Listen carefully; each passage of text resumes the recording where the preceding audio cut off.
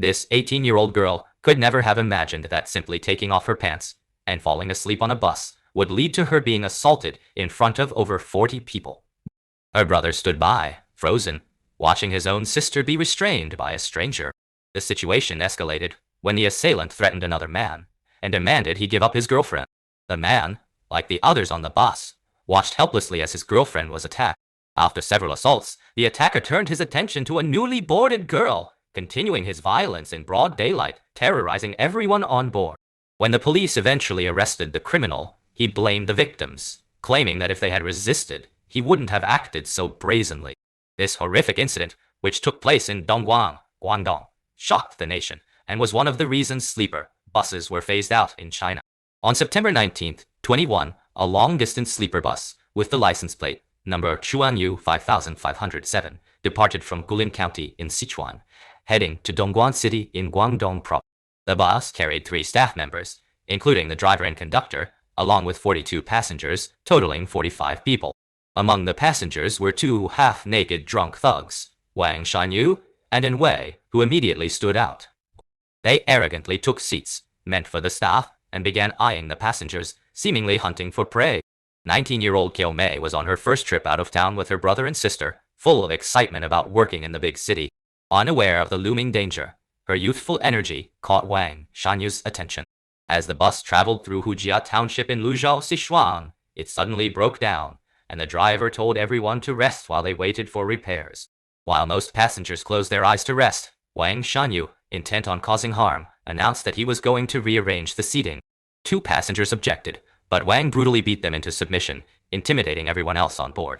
His violent demeanor led the passengers to mistakenly believe he was part of the bus crew, and they chose silence, fearing further trouble.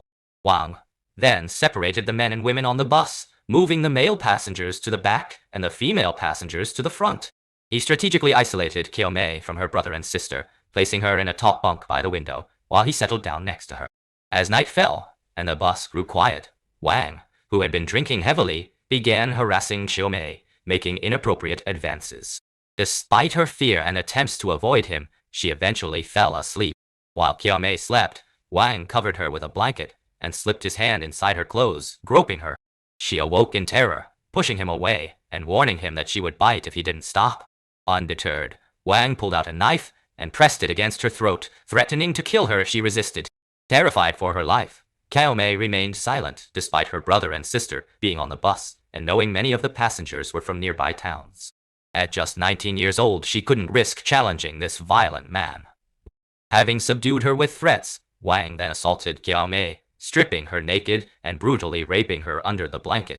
Despite her quiet sobs, no one intervened, although at least 10 passengers heard her cries. One person discreetly informed the driver, who, while shocked, chose not to act out of fear of becoming involved. The passengers had ample time to call the police, but they all chose to ignore the plight of this young girl from their village, preferring to stay out of trouble. This indifference eerily echoed the words of Martin Niemöller's famous poem. First they came for the communists, and I did not speak out because I was not a communist.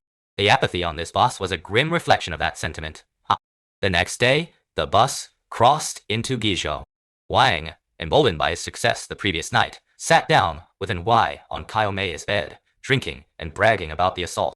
Intrigued, An Wei expressed his desire to experience the same.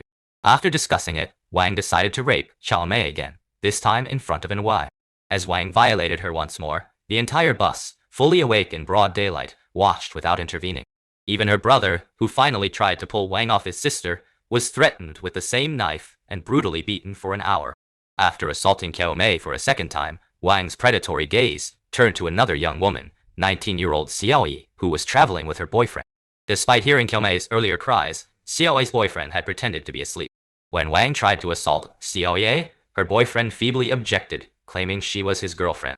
However, Wang's knife quickly silenced him, forcing him to move aside as Wang assaulted Xiao Yi in front of the entire bus, including her terrified boyfriend. Even when Xiao Yi fought back during Wang's second attempt to rape her, no one on the bus helped. Her boyfriend stood by, paralyzed by fear, as Wang choked Xiao Yi and only stopped when the driver, fearing for her life, finally intervened. That night, as the bus entered Guangxi province, Wang turned his attention to another victim, a 24-year-old woman named Xiaofeng Di. Once again, he threatened her with his knife, forcing away anyone nearby and violently raping her. Despite her cries for help, no one came to her aid.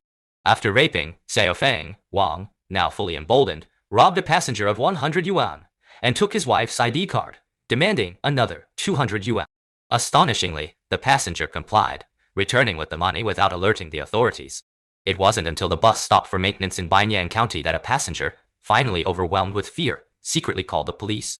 When authorities arrived, Wang and Wei were arrested, and the true extent of their crimes shocked even the most experienced officers.